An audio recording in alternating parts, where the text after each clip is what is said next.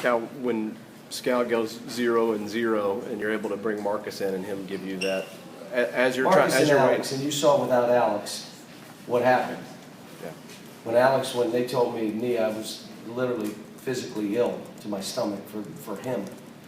But now you're playing guys that, like at UCLA, they're just not ready to play.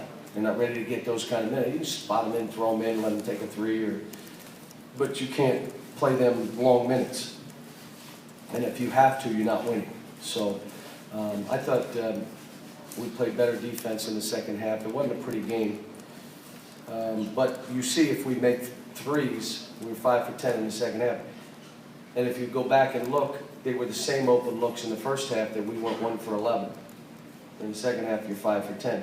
But you saw the difference. I mean, I'm not worried about it. The only thing I'm telling these guys is I want Jamal and Tyler prepared to shoot a three every single time.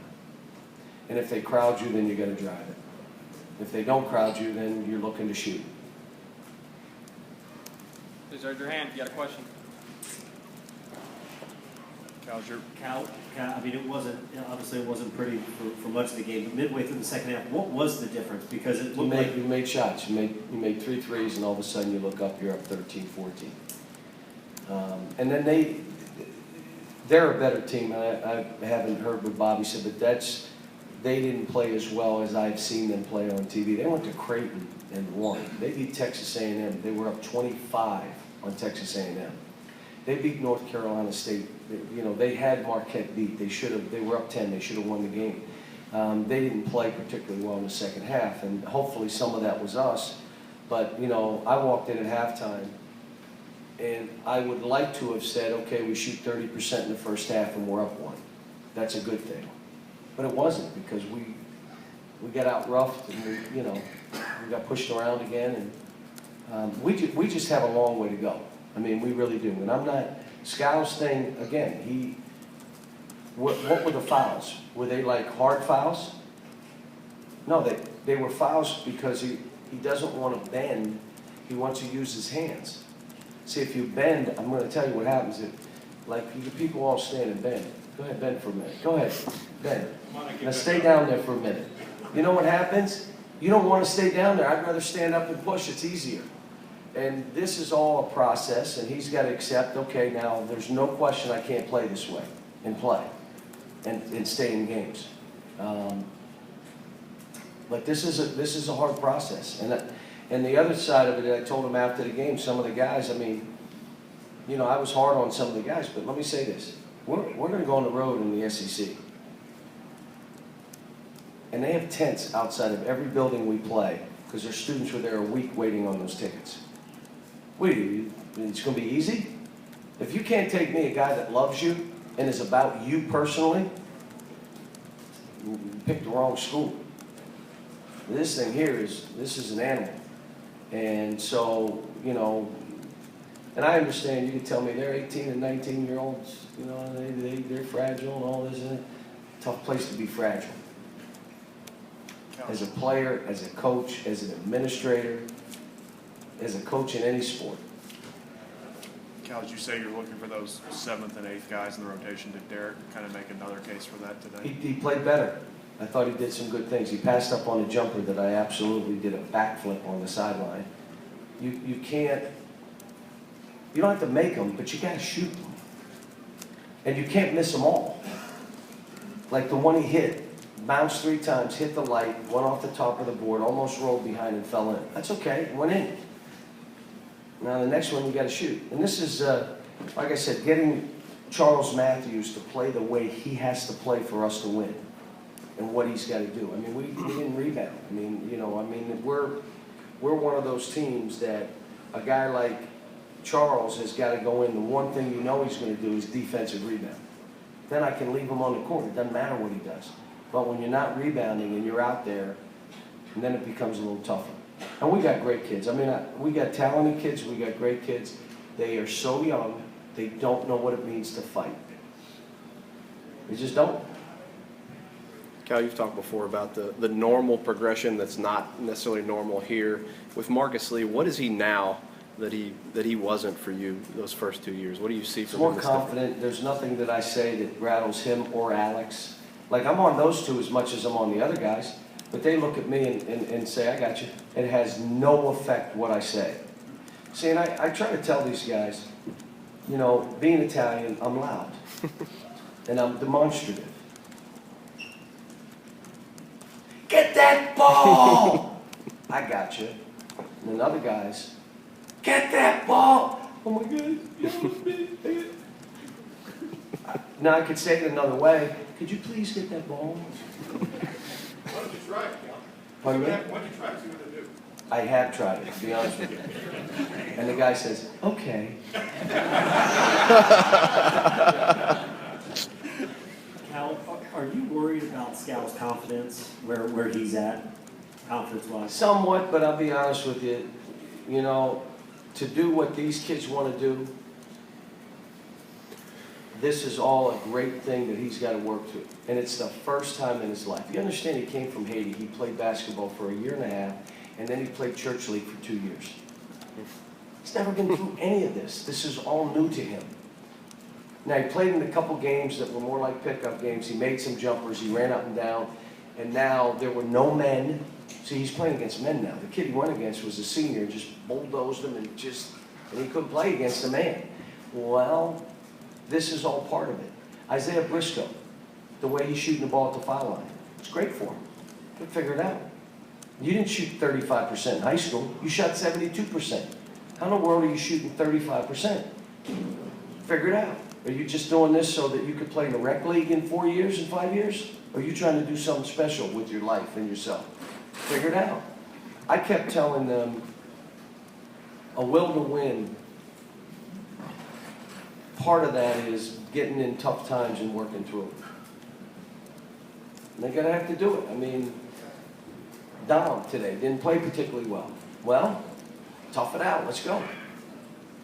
I just sent all of them a text, every player on the team, that there are a lot of times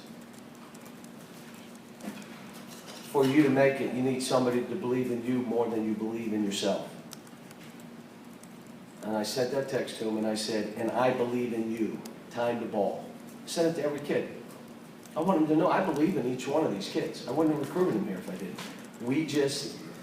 We're the most inexperienced team in the country, and it shows. I mean, we can lose the next 3, next 5, next 6. I mean, at halftime, did you all think if they don't get Alex back, they have no chance of winning this game? Raise your hand. So anybody with me on that? Then I saw him walking out at halftime. I said, "Are you going to play?" He said, "Yeah, I'm good. I'm like, wow." Then I said, "Okay, we can do this."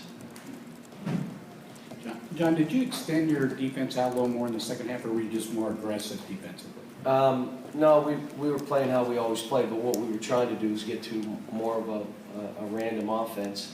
And the problem is our guards are holding the balls too long. As you bring it up, if you're going to go random, the ball, while the defense is spread, it's got to go pass, pass, then start playing. And we were going dribble, dribble, dribble, dribble, dribble, post. Dribble, dribble, dribble, dribble, throw it now, too late. And that's what I was telling our guards, get rid of it. And then when it comes back to you, pass, pass, drive, it's back, make plays. This game's not easy. A lot of basketball is mental. A lot of basketball, it is physical.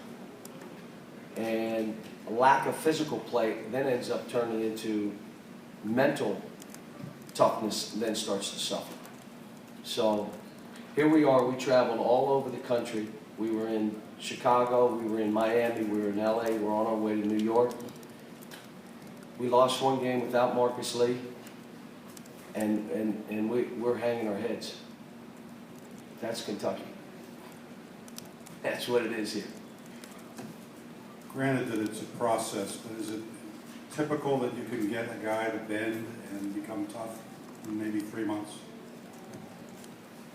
I have done it, but it's not me doing it, it's them doing it. And in most cases, they have to accept, I've hit rock bottom. You gotta accept that, okay? I'm gonna say it again, would you rather get down in the stands and talk and bounce, or would you rather stand up and just try to put hands on people? So you have to accept that that will not work anymore. I tell a lot of these kids and the freshmen that I bring in here, what got you here may not get you there.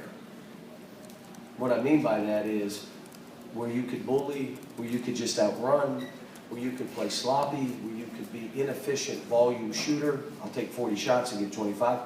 All that stuff may have helped you get here where we watched you, but it's not what's going to get you to that next step of your career where you're the best version of you. And, you know, I love Scout. Scout's going to be good. Just, you know, if you think it's tough on you to watch it, think about it. I'm watching it too. And I want so bad for him to play well. We were running plays for him to shoot jumpers later and we wouldn't shoot them. Now, we got a great, the kids got 2 days off.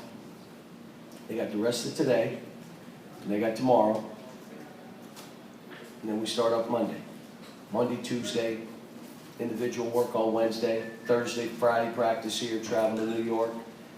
Play Ohio State, and then go back and get out of there for Christmas. Everybody's traveling from New York home. We'll spend 3 days at home and then come back and get ready. It's a great time this week. They got finals. Shift your thinking. But, well, I'll have individual meetings and we'll do our thing. But again, I'm going to say this. Arizona State, Bobby's done a great job getting these kids to battle and fight and try to figure out how they got to play. I think they're going to be fine. Last one over here on the side. Coach, you see, Briscoe has evolved into, looks like a go-to guy. Can you speak to him buying into being that defensive giant that you said he could be and his not allowing his free throw struggles to interfere with the rest of his game? So it is affecting the rest of his game. But here's, I would tell you, he had 4 rebounds too. Tyler Eulis had 5 rebounds. See, not only is the defendant, he's going to get balls because, again, we have other guys that are struggling to go get balls where you can't win. And he's taking that on. You know, again, I'm not, it's just like our three-point shooting. I'm not worried about his free throw shooting. I'm really not. I mean, I watched him play high school ball. I mean, I saw him make 9 out of 10 free throws. But this is a tough deal coming here. You know, and the laser's right on your forehead. It's right there.